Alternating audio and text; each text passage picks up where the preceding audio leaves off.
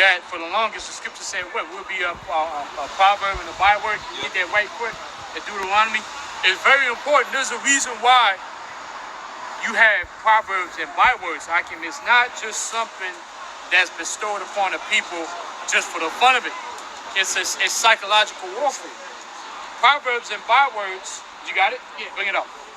Deuteronomy chapter 28 and 37. Right. And thou shalt become an astonishment, right, a proverb and a byword, right, among all nations, whither the Lord shall lead thee. Right. The reason, see, those are a proverb and a byword, meaning words that really are insulting, right, to bring you down.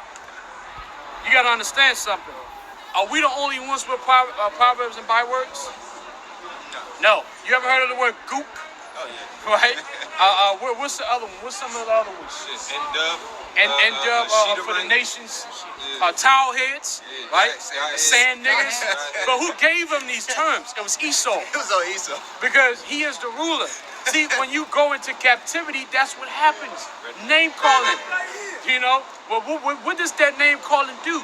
It's psychological warfare. It makes you, over time, you start to believe that's what you are. So, right. So, what it does, now when you're shown that, hey, you're shown greatness in your past, guess what happens? You don't believe it. Like the Zaquan said, the architect, they don't believe that we was in the land of Israel. They do not believe because psychologically, their minds have been destroyed. And another part of that psychological destruction, not only do they believe, they don't even feel bad for the people that they're looking at. There's no attachment to it? Yeah, there's no attachment. Like, I always use this myself as an example. In school, when I found out about slavery, I started failing history class, basically, you know? I consider a C failing, you know? I was just making it through averaging, man. When you find out that history started with Martin Luther King. Basically. That's where they start history class. In fucking civil rights. That's just offensive, man. But the average Jake don't get upset. Or if they do, they sigh and cry, but they don't care what the Lord has to say about it. See, that's the point, man. We care what the Lord has to say. Right, and like you said, brother, they speak about the struggle of, civil rights and all that. So a lot of our people, they always in a mindset of struggling, right? That's why you notice this is how bad the psychological damage that Esau has done to our people. It's so bad that you got Negroes, Hispanics, and Native Americans out there that have never been, they were born in the hood, when raised in the ghettos, right? They was born and raised in the suburbs, had silver spoon, the whole nine. And they said, nah, they'd rather be in the streets. They leave the suburbs and seek that struggle life.